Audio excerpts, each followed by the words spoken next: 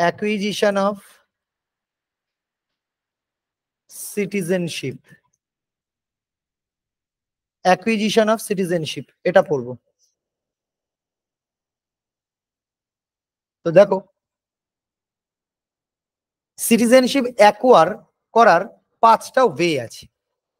একটাকে আমরা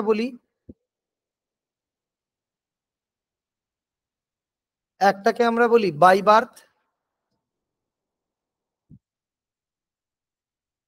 একটাকে আমরা বলি বাই ডিসেন্ট, একটাকে আমরা বলি বাই রেজিস্ট্রেশন,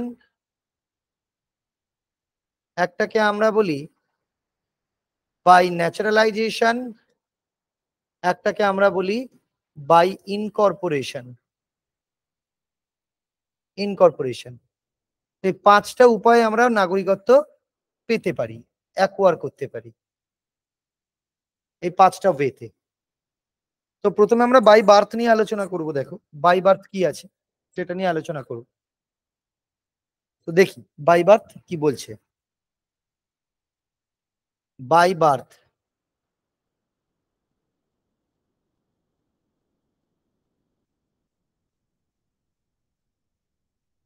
কি আছে? বাই বার্থে জন্মসূত্রে নাগরিক। তো এখানে বলছে, এখানে 3টে ডেট লাইন দিয়েছে, 1 নম্বর, 2 নম্বর, 3 নম্বর, 3টে ডেট লাইন পড়তে হবে। কি বলছে? ধরো একজন ব্যক্তি, if a person born on or after, এই কথা অন অর আফটার 1950 26 জানুয়ারি, যদি কোনো একজন ব্যক্তি person born on or after 1950 26 January but before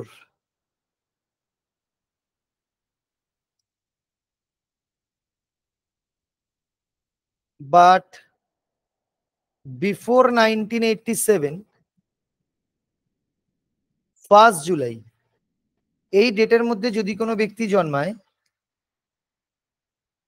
যে যার জন্ম হচ্ছে তোমার 1950-এর 26শে জানুয়ারি থেকে 1987-র 1 জুলাইয়ের মধ্যে, তাহলে এক্ষেত্রে এই ব্যক্তি কি ভারতের নাগরিক তো হবেই, ইন্ডিয়ান সিটিজেনশিপ তো পাবেই। এখানে ইম্পর্টেন্ট টার্ম হচ্ছে ইরেসপেক্টিভ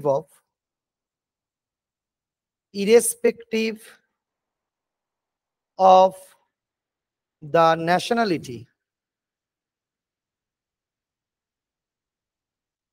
অফ হিজ প্যারেন্টস। বলছে বাবা মায়ের নাগরিকত্ব বা জাতীয়তা দেখাই হবে না, বাবা মায়ের ন্যাশনালিটি চেক না করেই এই ডেডলাইনের মধ্যে যারা জন্মাবে, মানে 1950 26 জানুয়ারি থেকে 1987 1 জুলাইয়ের মধ্যে যারা জন্মাবে, তারা প্রত্যেকেই কি হবে? Irrespective of the nationality of his parent, তার বাবা মায়ের ন্যাশনালিটি ছাড়াই তারা সরাসরি বাই বার্থে ভারতের নাগরিকত্ব পেয়ে যাবে। এটা খুব ইম্পর্টেন্ট, এটাকে গোল্ডেন এরা বলা হয়, গোল্ডেন পিরিয়ড। তার কারণ নাগরিকত্ব পেতে গেলে অবশ্যই বাবা মায়ের পরিচয় লাগে, বাবা মায়ের ন্যাশনালিটি লাগে। তো বাবা মায়ের ন্যাশনালিটির উপর ডিপেন্ড করে ছেলে বা মেয়ে তার ন্যাশনালিটি বা তার সিটিজেনশিপ প্রোভাইড করা হয়। তো এই পিরিয়ডে যারা জন্মায় সেক্ষেত্রে বাবা মায়ের ন্যাশনালিটি চেক না করেই তাকে সরাসরি বাই বার্থে নাগরিকত্ব প্রদান করা হয়। আচ্ছা, যে জয়েন করলে সে কি এটা বুঝতে পারলে? বাই বার্থের ফার্স্ট ক্লজটা বললাম। হ্যাঁ স্যার। ঠিক আছে, এবার সেকেন্ড ক্লজে আসি।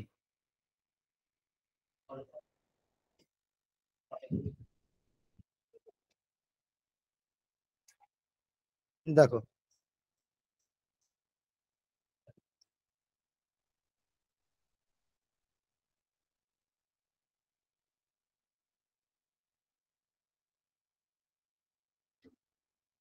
এর পরের সেকেন্ড ক্লজ কি আছে? এরপরে তো এটাও হতে পারে যাদের জন্ম 1987 1 জুলাই থেকে 2004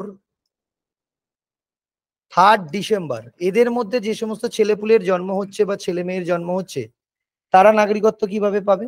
বলছে এক্ষেত্রে প্রথমে বলছে বাবা মায়ের দুজনকে, both of his parent should be Indian citizen. বাবা মায়ের দুজনকেই ভারতীয় নাগরিক হতে হবে, অথবা either of his parent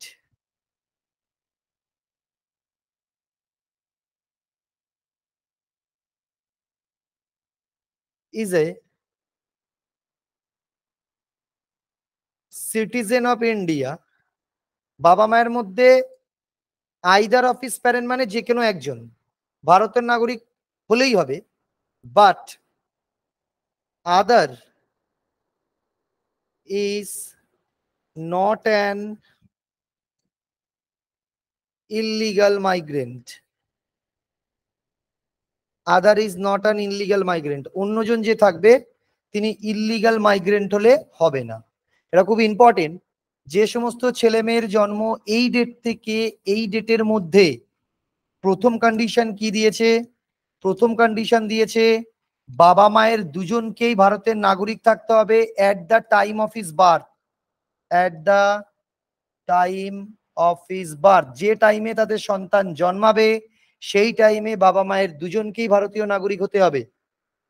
হয় এটা, অথবা আরেকটু শিথিল করে রুলস গুলোকে বলা হয়েছে যে কোনো একজন ভারতের নাগরিক হলেই হবে তার জন্মের সময়, কিন্তু অপরজন যিনি থাকবেন, আমি ধরে নিই বাবা হচ্ছে, তার ফাদার হচ্ছে ইন্ডিয়ান সিটিজেন, বাট মা নয়, মা বাংলাদেশি, সমস্যা নেই। মা বাংলাদেশি হলে সমস্যা নেই, বাট যে দেশীয় হোক না কেন তিনি যেন ইল্লিগাল মাইগ্রেন্ট না হয়, মানে লিগাল মাইগ্রেন্ট হয়। লিগাল আর ইল্লিগাল মাইগ্রেন্ট মানে কি? কাটা তার টপকে যেন না ঢুকে পড়ে। কারণ বাংলাদেশ থেকে আমরা দেখেছি বহু মানুষ আমাদের বর্ডার সংলগ্ন অঞ্চলে without valid document, without valid passport তারা এই জায়গাগুলোতে ঢুকে, এই সমস্ত জায়গায় বসিরহাট, বনগা, তুমি যদি এই জায়গাগুলোতে দেখো সমস্ত বাংলাদেশিদের ভিড়। তো এরা ম্যাক্সিমামই সব হচ্ছে তোমার কি, সব ইল্লিগাল মাইগ্রেন্ট, রাতের অন্ধকারে নদী টপকে, তারকাটা টপকে এইভাবে এসেছে। তো এরা কিন্তু কেউ লিগাল মাইগ্রেন্ট নয়। হ্যাঁ, প্রপার বাংলাদেশের পারমিশন নিয়ে, ভ্যালিড পাসপোর্ট নিয়ে যদি ইন্ডিয়াতে আসে তাহলে কোনো সমস্যা এখানে থাকবে না। তাহলে তার যে ছেলে বা মেয়ে সে অর্ডিনারি ওয়েতেই ভারতের নাগরিকত্ব পেয়ে যাবে, বাট ইললিগাল মাইগ্রেন্ট হলে সমস্যা হবে, পাবে না। দেখো তো এটা বোঝা গেল কিনা? হ্যাঁ স্যার, বোঝা গেছে।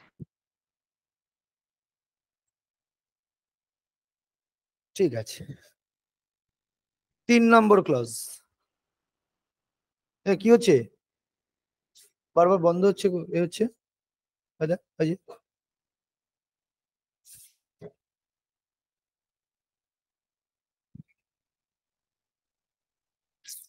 ঠান্ডা, ঠিক আছে এবার হয়ে যাচ্ছে। আচ্ছা,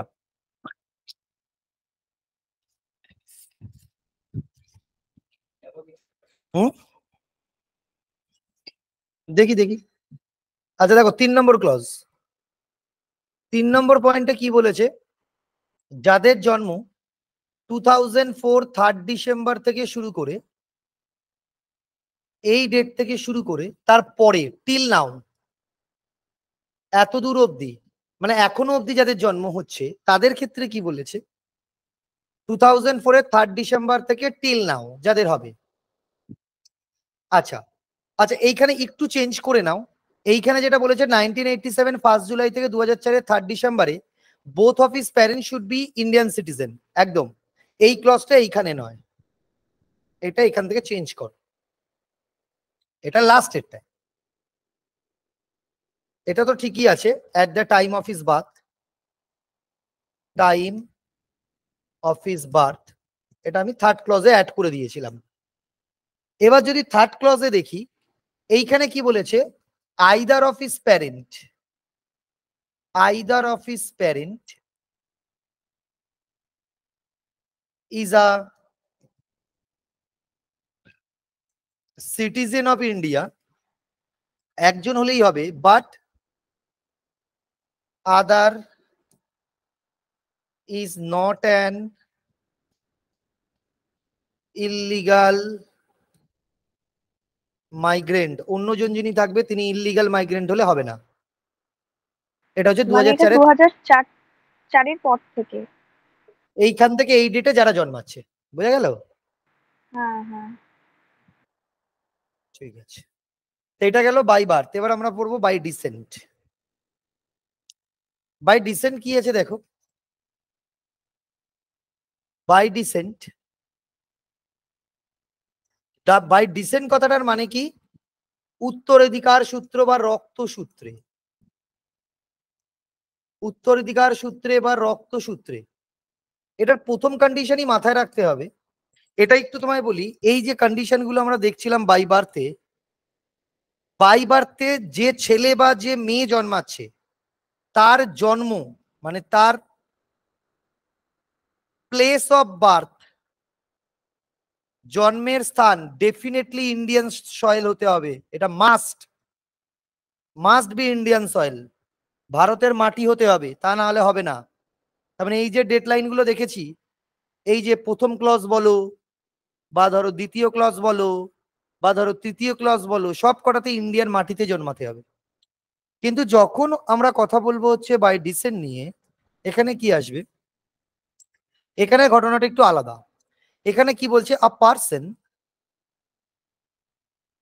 বর্ন আউটসাইড ইন্ডিয়া, এটা ইম্পর্টেন্ট, ভারতের বাইরে জন্মেছে, on or after 1950 26 January, but before 1992 10 December. এই ডেটের মধ্যে, এটা 1 নম্বর কন্ডিশন।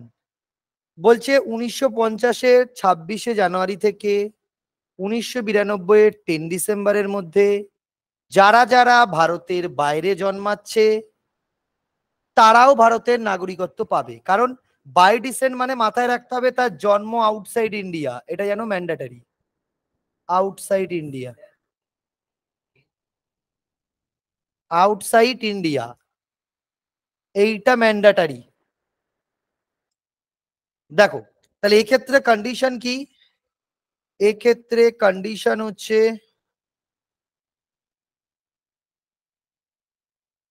অনলি হিজ ফাদার, শুধুমাত্র বাবা কে কি হতে হবে? Indian citizen. তাহলে বাবাকে হতে হবে ভারতের নাগরিক, কিন্তু কি ধরনের নাগরিক? বাই বার্থে। বাবাকে বাই বার্থে ভারতের নাগরিক হতে হবে, এবং শুধুমাত্র বাবা, এখানে মা হলে হবে না। তাহলে এই ডেটের মধ্যে, এই ডেটে মানে এই ডেট থেকে এই ডেটের মধ্যে যাদের জন্ম ভারতের বাইরে বা বিদেশের মাটিতে, কন্ডিশন হচ্ছে কি? শুধুমাত্র তার বাবাকে ভারতের নাগরিক হতে হবে, এবং তবুও সেটা বাই বার্থে। তার মানে বাবা যদি জন্মসূত্রে ভারতের নাগরিক হয় তবেই তার ছেলে রক্তসূত্রে বিদেশের মাটিতে জন্মালে ভারতের নাগরিকত্ব পাবে। এইখানে কিন্তু মাথায় রাখবে মা নয় বাবা, এই কন্ডিশন কিন্তু অনলি ফাদার। এবং এইখানে ধরো বাবা ভারতের নাগরিক, কিন্তু বাবার নাগরিকত্বের পরিচয়টা কি? বাবা ভারতের নাগরিক, দেখা গেল বাবা বাই বার্থে নয়, অন্য কোনো পদ্ধতিতে, দেখো বাবা ধরো বাই ডিসেন্টেই, বাবাও বাই ডিসেন্টে ভারতের নাগরিকত্ব পেয়েছে, তবে তার ছেলেকে দেওয়া হবে না। তার কারণ বাবা যদি বাই ডিসেন্টে পায় তার মানে তার বাবাই তো ভারতের বাইরে। তার কারণ তার বাবা যে বাই ডিসেন্টে পেয়েছে মানে এনার বাবা বাই বার্থে ইন্ডিয়ান ছিল। তাহলে বাবাও বাই ডিসেন্টে মানে বাবাও ভারতের বাইরে, তার ছেলেও ভারতের বাইরে, এরকম ব্যক্তিকে দেয়া হয় না। তাই ছেলে ভারতের বাইরে জন্মালে ভারতের নাগরিকত্ব তখনই পাবে যদি বাবা বাই বার্থে ভারতের নাগরিক হয়। না বোঝাতে পারলাম না? দেখো তো। না না, বুঝেছি স্যার।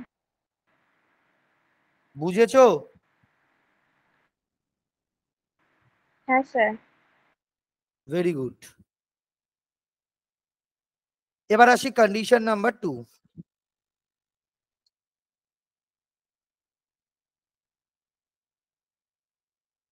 এবার যাদের জন্ম 1992 সালের 10 ডিসেম্বর থেকে 2004 সালের 3 ডিসেম্বরের মধ্যে যে সমস্ত ছেলে বা মেয়েদের জন্ম, এখানে কন্ডিশনটাকে একটু শিথিল করা হয়েছে। কি বলেছে কন্ডিশনে? Either of his parent, either of his parent, বাবা মায়ের মধ্যে যে কোনো একজন is a citizen of India.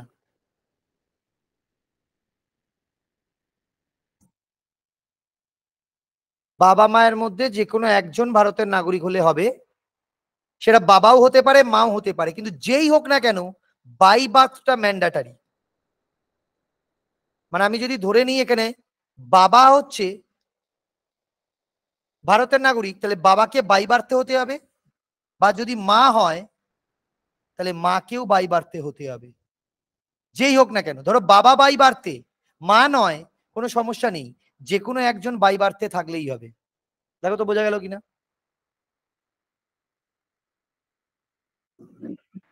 হ্যাঁ স্যার। Condition number 3।